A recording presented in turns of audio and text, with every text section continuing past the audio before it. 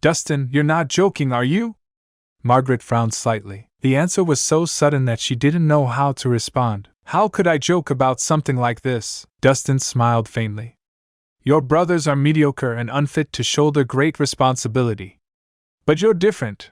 You have both intellect and strength, courage and wisdom, and a heart for the nation. If you were to become ruler, you would undoubtedly bring glory to Dragon Marsh. Stop joking. I'm just a woman. How could I possibly be fit to rule a nation? Margaret shook her head. What's wrong with being a woman? Why not? Dustin wasn't the least bit concerned and spoke freely. Over 1,000 years ago, wasn't there a woman who became emperor? She's still talked about to this day. That's different. Margaret shook her head again. Forget whether it's possible. Just tell me, do you want it? If you want it, I'll help you. I believe that under your rule, the country would flourish. Dustin said bluntly. Margaret frowned delicately. She had entertained such thoughts in the past, but had quickly dismissed them, not because she doubted her capabilities or character, but simply because, as a woman, the throne seemed out of reach. The bias in people's hearts was like a towering mountain. Sometimes, identity alone determines a person's fate. With the current state of Dragon Marsh, the idea of a female emperor was simply unacceptable. As for that Empress Wu from the ancient past, she was one of a kind, unrepeatable. In thousands of years of history, Dragon Marsh had only produced one female ruler. What right did she have to compare to her? You don't need to answer now, Dustin said. Take your time to think it over. When you're ready, make your decision. Either way, I'm on your side. Whoever you support, I'll support. He wasn't one to meddle in others' affairs. If he had to choose among the princes, he'd rather not choose at all. The reason he brought it up was simply because, in his heart, he believed Margaret was truly suited to be empress. I'm going to see Li Wenqing. Margaret didn't say more. She simply nodded and left. She wasn't some ascetic without desire. She had her own ambitions. But her ambition was for the nation and the people. She wanted Dragon Marsh to grow strong, for the nation to be prosperous and peaceful, for every citizen to live well. For that, she had worked tirelessly and borne great pressure. Whether it was managing the intelligence agency or gambling with Dustin with their lives on the line, she had always done it for the good of the country. In the past, she just wanted to quietly work behind the scenes. But now, because of Dustin's words, something within her had begun to stir. Should she really fight for it? At that moment, in a private room of the Moon Pavilion, Li Wenqing sat quietly, staring at the steam rising from his tea. But he had no intention of drinking it. Qian Jin stood behind him with his head bowed and hands at his sides, silent. Click! Suddenly, the door to the room opened. Margaret walked in with a warm smile. Li Wenqing immediately stood up to greet her, showing his respect. After all, he was here to ask for something. It was only right to be humble. Big brother, it's rare for you to visit so early. To what do I owe the pleasure? Margaret gestured politely, and then sat down gracefully across from him. Margaret, since we're family, I'll get straight to the point, Li Wenqing said after clearing his throat. You must have heard about the purge of the underground forces in Dragon Marsh last night? Of course. Margaret nodded. The hostile factions, especially those led by the Pantheon gods, have all been eradicated. It's a good thing for Dragon Marsh. Margaret, you're in charge of the kingdom's largest intelligence agency. It shouldn't be too difficult for you to investigate this incident, right? Li Wenqing asked. Why are you suddenly so interested in this?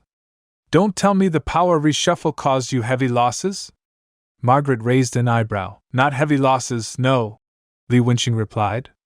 There's some impact, but the main issue is that this mysterious force appeared so suddenly.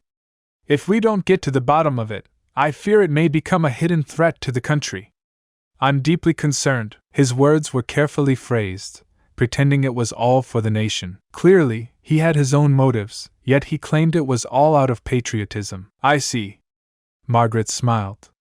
Big brother, your selfless concern for the country truly makes you a model for us all. Ha! I wouldn't dare call myself a role model, just doing my part. Li Wenqing waved modestly. All right then, since you've asked, I'll assign people to look into it thoroughly. Margaret agreed without hesitation. Forgive me for asking, but how long do you think it'll take? Li Wenqing followed up. Hard to say. Margaret replied vaguely. But as soon as I hear anything, I'll let you know. All right. Li Wenxing nodded thoughtfully. But it's best not to tell anyone else about this, just in case something unexpected happens. Of course, Margaret responded with a smile. Well then, I won't trouble you further. I'll take my leave. Li Wenxing stood. I'll walk you out. Margaret gestured politely and personally escorted Li Wenxing out of the Sun and Moon Pavilion. She only let her smile fade once she watched his car disappear into the distance. Just as she had expected, he came for last night's incident. Now that Li Wenxing had made his move, Li Guanglong and Li Juntang would likely show up soon too. What a troublesome matter indeed. And just can't accept it. This can't be the end yet. You promised to never leave, and now you're gone. Can't believe I can feel the world slipping away as you slowly fade from my everyday. You promised forever a love without end, but now I'm left broken, struggling to mend. I thought we were so tied, destined for a lifetime, love with no end, love with no end.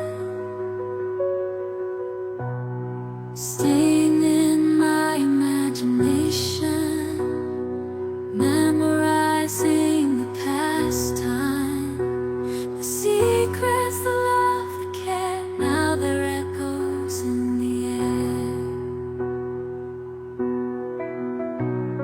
I still see your face in every place, feel your warmth, your gentle grace.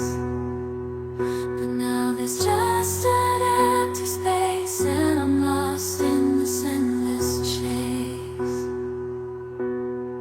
Keeping you in my heart, a piece of you I'll never let go. Though distance brings separation, in